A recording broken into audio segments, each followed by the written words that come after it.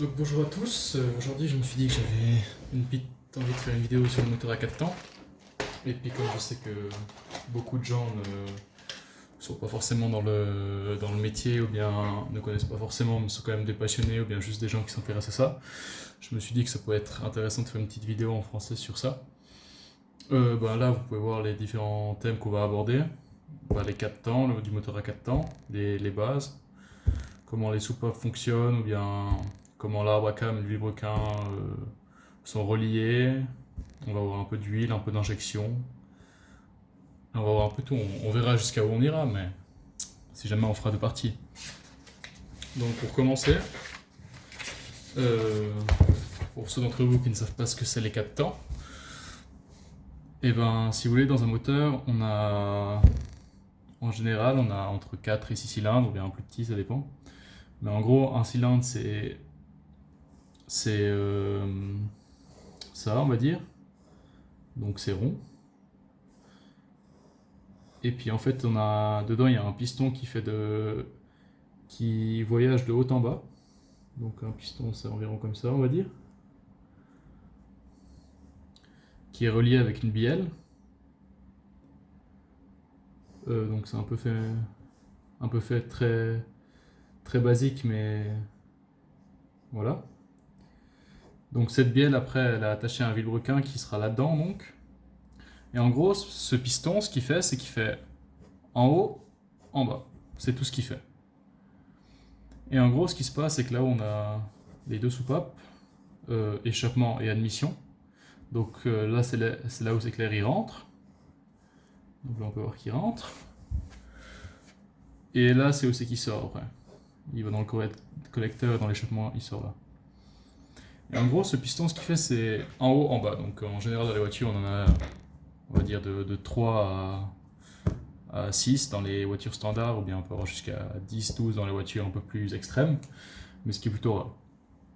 Et en gros, le but de ce piston, donc on dit moteur à 4 temps, parce que ce piston, il travaille en 4 fois, si vous voulez. En gros, ce qu'il fait d'abord, c'est qu'il commence au point mort haut, donc on a PMH et... Enfin, on a le point mort haut et le point mort bas. Je m'excuse si je dis un peu des conneries parce que moi j'ai appris tout ça en allemand, donc des fois en français je me perds un peu, mais bref.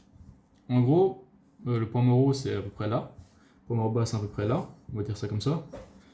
PMH. Il y a un autre nom pour en bas, mais je sais plus comment ça, bref. En gros, ce qu'il fait, c'est qu'il commence en haut, il commence tout en haut, le premier temps, et le premier temps, c'est ce qu'on appelle l'admission.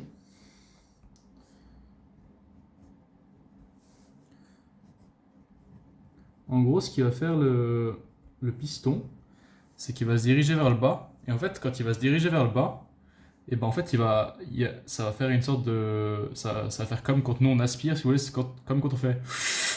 En gros, l'air, ça va attirer l'air dans le cylindre. Et donc en gros, là c'est le mouvement du piston, donc il part du haut et il va jusqu'au fond. Et le deuxième temps, il commence quand le piston il remonte. Et le deuxième temps, c'est ce qu'on appelle la compression. Donc en gros, le piston là, il va remonter. Et du coup, il y aura de l'air dans le cylindre. Donc la soupape, quand le piston il descend, la soupape elle s'ouvre, la soupape d'admission elle s'ouvre. Et quand il va remonter, bon, elle se referme directement. En fait, il remonte et il y aura de l'air dedans qui va être comprimé à un moment donné. Et en fait, cette air, donc en même temps, il y aura de l'essence qui va être injectée par l'injecteur. Bon, voilà. Et puis en fait, ce mélange, il va être comprimé. Et après, on a encore la bougie qui est juste là qui va allumer ce mélange.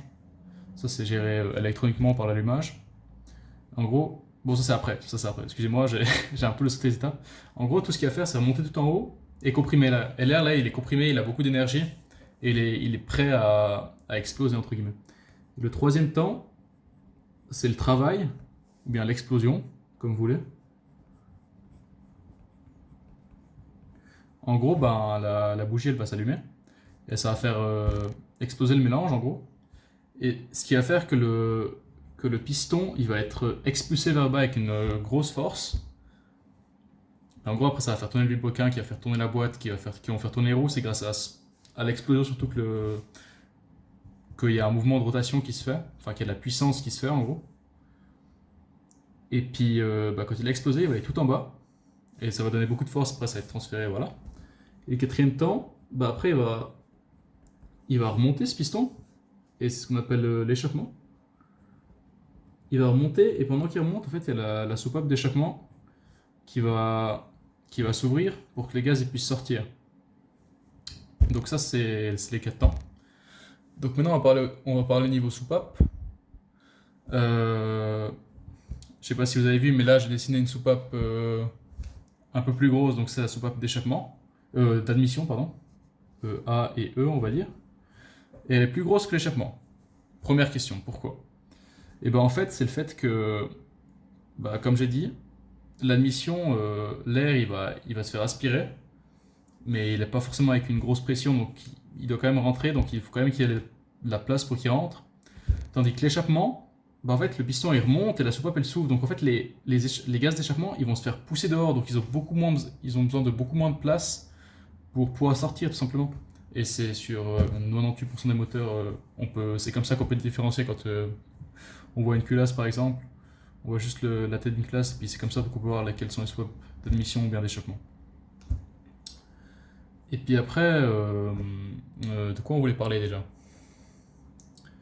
Des soupapes. En fait, les soupapes, c'est. Je vais faire simplement, mais en gros, les soupapes, c'est aussi la base du moteur. Enfin, si la soupape d'admission ne s'ouvre pas au bon moment, il n'y aura pas d'air qui rentre et le moteur, il n'y aura pas d'air qui sera comprimé, puis il n'y aura pas de puissance qui sera faite. Il n'y aura pas de force qui sera donnée plus loin, quoi, pour que la voiture elle avance. Donc en gros, ce qu'on fait, c'est que les soupapes doivent être. On doit appuyer sur les soupapes, on doit les ouvrir au bon moment et les fermer au bon moment, parce que sinon ça fait une salade de soupapes. S'il y a le piston qui touche les soupapes, le piston est un peu plus fort que les soupapes en général, donc c'est souvent le piston qui gagne. Mais il n'y a pas vraiment de gagnant dans cette bataille, parce que c'est juste le moteur qui ramasse, quoi. Mais en gros, il y a ce qu'on appelle un arbre à cames. Donc c'est un arbre avec des cames. En gros, c'est un axe, si vous voulez, comme ça. Et puis il y a des cames. Les cames, on peut voir ça comme un œuf. C'est exactement comme ça, et puis il y a l'axe au milieu là. Et puis en gros, ça tourne. Et puis quand ça tourne, en fait, il y a un moment donné, c'est que donc les soupapes, elles sont juste là-dessous, donc je vais faire ça un peu plus joli. On va dire par exemple comme ça. Donc ça sera une cam, c'est pas très bien fait, mais bref. Puis là-dessous, on a la soupape. Donc la soupape, elle a toujours un ressort, parce qu'elle doit revenir, elle revient pas toute seule. Et la soupape elle est là-dedans, et après on a le cylindre donc. Mais en gros, ce truc ça tourne. Et en fait, quand ça tourne, là la soupape par exemple elle est ouverte, genre la cam elle est tout en bas. C'est pas rond du coup, en fait c'est ce bout là qui va toucher la cam, genre dessous là quand c'est rond. Par exemple, si on prend une autre qui est pas ouverte, et ça sera comme ça par exemple. Ça sera, le rond il sera en haut. Bon, je m'excuse d'avoir fait ça, c'est pas très malin.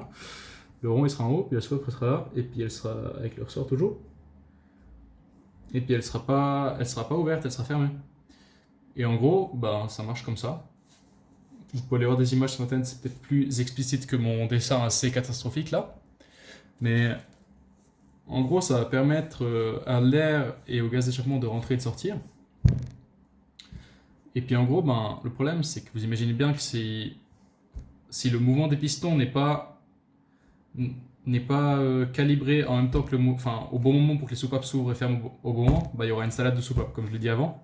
C'est-à-dire que la soupape, si la soupape s'ouvre trop tôt et que le piston il arrive en haut, alors que normalement dans une position devrait être fermée, la soupape elle va casser et puis voilà. Salade de soupape quoi. Et puis donc, ce qu'on fait pour il faut en gros, entre guillemets, relier donc le vilebrequin, c'est la partie qui est. En fait, c'est où c'est que les. Donc, ça, c'est une bielle. C'est un piston. Et le vilebrequin, c'est la partie là. En gros, c'est un peu. C'est comme. Ça ressemble à ça. Sauf que c'est un peu bizarre. Et puis en gros, je vais faire un dessin plus joli après. Donc, en gros, Dans un moteur, il y a des cylindres. Je sais pas si vous voyez quelque chose encore. Oui, oui, il y a de la marge.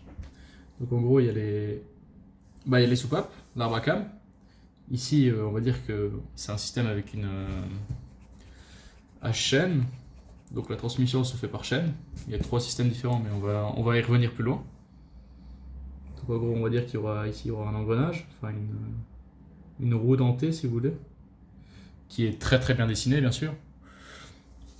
Et puis en gros, ben là il y aura la chaîne donc. Donc ça c'est une chaîne, elle est assez épaisse ou bien une double chaîne des fois. Et puis là il y aura aussi un engrenage dessous. Donc ça sera l'engrenage du vilebrequin.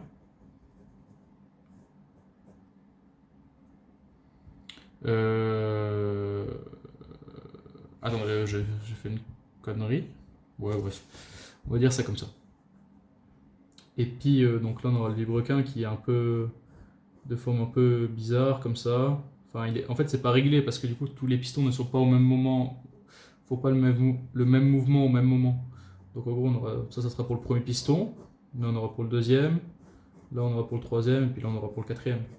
Un truc comme ça. On va dire qu'il y a 4 pistons. Donc, en gros, voilà. Voilà, donc c'est très rudimentaire comme dessin. Mais en gros, c'est ça. Donc, ça, c'est le vilebrequin. Et en fait, le fait qu'il soit relié, ça permet aux soupapes et aux pistons de coordonnées pour que ça s'ouvre au bon moment. Et donc, on en est à là. Et puis justement, il y a 3 sortes de relier le piston et les soupapes. Donc on diffère la transmission avec une chaîne, comme c'est dessiné là.